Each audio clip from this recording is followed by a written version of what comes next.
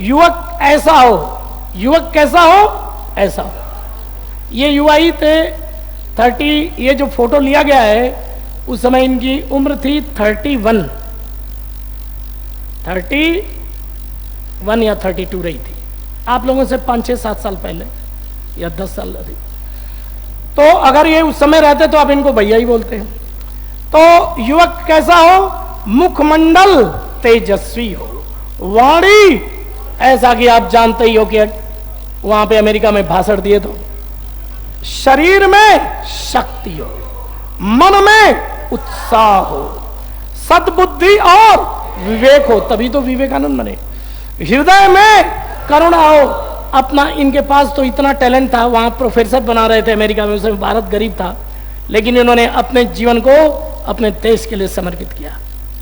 तो हृदय में उस समय भारत बहुत गरीब था, भूखों से मरते थे लोग, हजारों लाखों लोग मर जाते थे भूख से।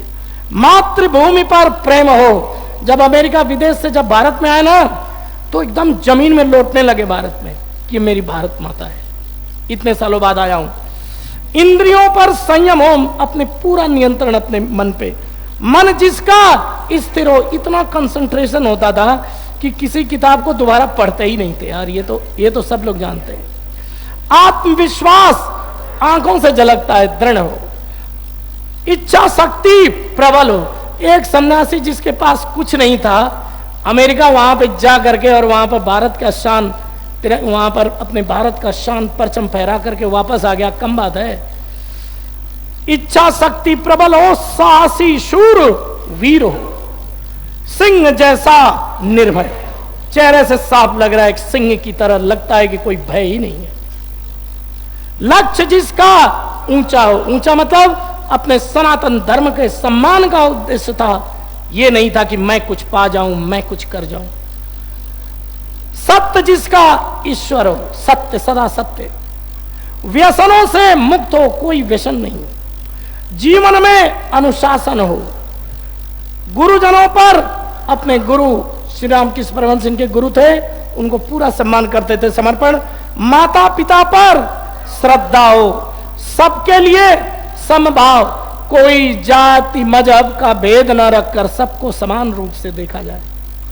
दीन दुखियों का मित्र हो, गरीबों के लिए हमेशा इनका दिल दुखता था, और सेवा में सदा तत्पर हो, मातृभूमि की सेवा में, गरीबों की सेवा में, ईश्वर में भक्ति हो, भक्त तो थे ही।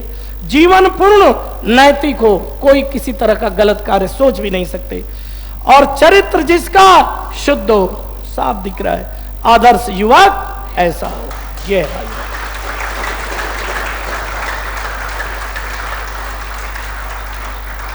तो आप लोगों को जो डांट पड़ती है वो अनुशासन के लिए पड़ती है, कि जब लिखवाया जाए तो लिखो, जब कुछ बुलवाया जाए तो बोलो, समझाया जाए तो समझो, कहा जाए कि घर जाके रिवीजन करो तो रिवीजन करो, कहा जाए कि ये क्लास जो है न्यूज़पेपर वाली है उसको लो तो उसको करो, तभी ऐसा स्वामी विवेकानंद जैसा एक सफल ओजस्वी युवक तैयार होगा। और हर व्यक्ति, बालक के अंदर, हर युवा के अंदर, बालिका के अंदर स्वामी विवेकानंद का आता। उन्होंने खुद कहा है कि मैं मरने के बाद भी अपने युवकों के माध्यम से कार्य करता रहूंगा। तो जो भी इनको स्मरण करके अपने लक्ष्य की प्राप्ति, इसीलिए तो कहा था स्वामी विवेकानंद की सबसे फेमस लाइन क्या है, उठो जागो और तब तक चलते रहो जब तक लक्ष्य प्राप्त न हो जाए। तो लक्ष्य अलग अलग होता है, आपका लक्ष्य है नौकरी पाना, इसी को लक्ष्य बनाओ, सब कुछ भूल करके सिर्फ लक्ष्य पे लगे रहो, अपने एनर्जी को केंद्रित करो, अपने आप एक न एक दिन आपको सफलता जरूर मिलेगी। इस युवा दिवस पे जो लोग योग योग बोलते हैं, सबसे पहले स्वामी विवेकानंद ने ही अमेरिका वालों को योग शब्द और योग के बारे में बताया, परिचय कराया। और भारत के सनातन धर्म, उस समय भारत एकदम जो है दबा कुचला, एकदम दबा हुआ था, गुलाम था, कोई इज्जत नहीं थी हमारी, जैसे आज पाकिस्तान की हालत है, कोई इज्जत नहीं थी हमारी। तो फिर जाकर के वहाँ उन्होंने अपना परचम फैलाया। थैंक यू, आप सभी को शुभकामनाएं।